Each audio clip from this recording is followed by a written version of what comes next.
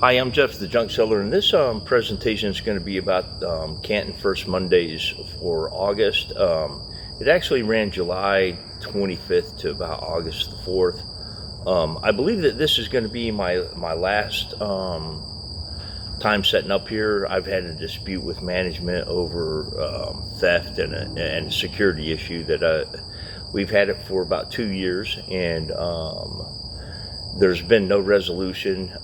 There's a particular kid that comes through here and thieves. He's a prowler, comes in at night. You know, he comes in and provides labor in the daytime, pretends to shop in the daytime, and comes back and steals stuff in the middle of the night. And everybody knows it. We've all known it for a couple of years, but management keeps letting him in because there's a couple of old men with strange sexual proclivities that keep begging to let him back in, and it's not about his labor. You know, they always say that he's necessary for them to set up or unload a trailer, and truth is there's other labor out here, and this kid's not that special, except that he is that special.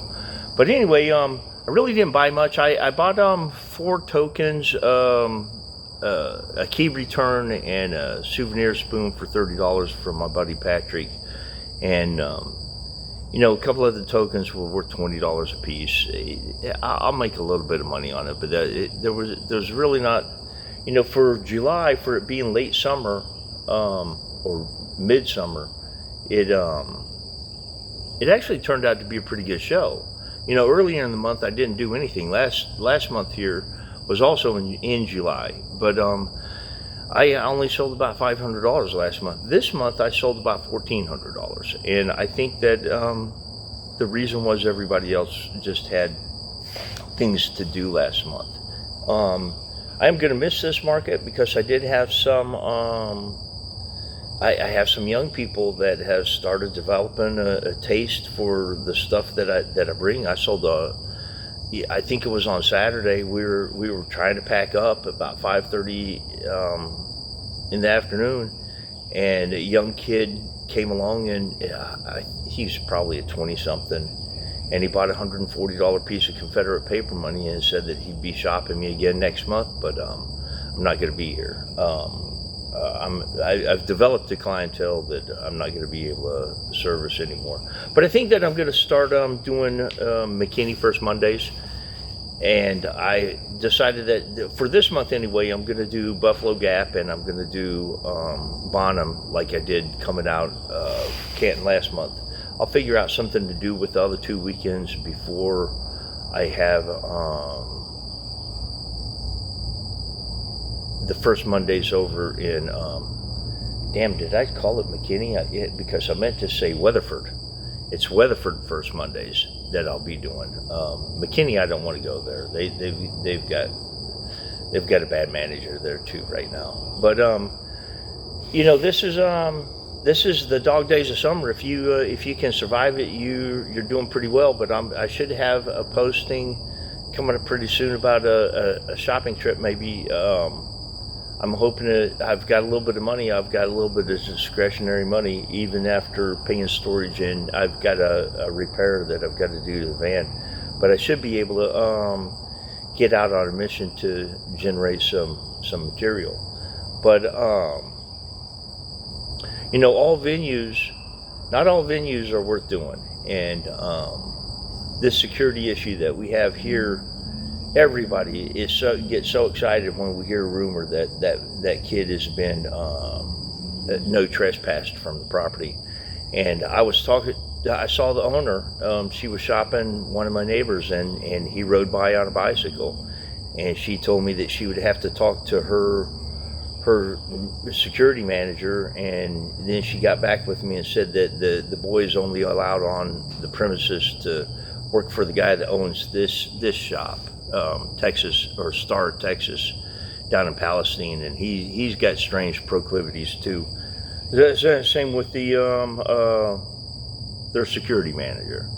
And as soon as she said that, I knew that he was going to be allowed in.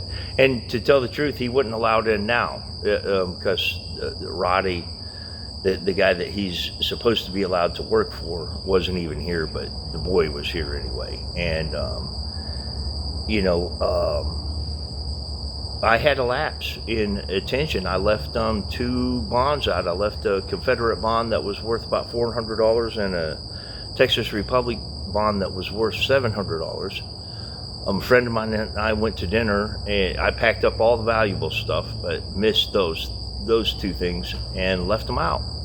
And I didn't lose them, but I very well could have. And if management is going to allow guys that are known thieves to frequent here, the chances of me losing something whenever I do have a lapse is just so much greater. And I can't tolerate it. And I'm actually going to send this a link to this video to management here, just so that they know that, you know, I'm only $900 a month in revenues that they'll be losing. But I know other vendors. I know one that would have been here for at least 2 additional years, and he would have been $3,000 a year. They lost that. I know several other vendors that have left over this same security issue, this same kid. In fact, the guy that they lost $6,000 over, I watched this Vincent Gilmity. I watched him run away with his stuff. But you know, if you do these markets, just be hyper vigilant, because they can come and get you. You know, and some of them will know what you have at your booth and try to figure out where it is where you've got a storage. And that's how they got me. I lost over $100,000 to this kid's father and his father's friends. It's a risk game. Security is one of the hats that you have to wear when you're in this business, and when you've got management working against you. You know, those old men and their strange proclivities, I really don't have anything to say about that, except that because of their strange proclivities, they inflict this security hazard on me. Now I've got a problem with it, you know, because I know why it is. I watched the kid work for a guy this weekend, and he showed up. The first thing he did is pull off his shirt. Then he undid his ponytail, ran his fingers through his hair like he was in a video like Fabio, and put his hair back in a ponytail, and then went to unloading the guy's trailer into another trailer. And meanwhile, the guy that hired him is standing there watching him like he's watching gay porn. It's a shame that management can't take security more seriously and understand why the guys that are drawn to this kid are so drawn to him. But anyway, I know that this is a peculiar video. I hope you enjoyed it anyway. It's just part of the whole flea marketing vendor experience. And if you enjoy this video, please give it a thumbs up, and view some of my other material, and give me a subscribe if you like that as well. But thank you for viewing.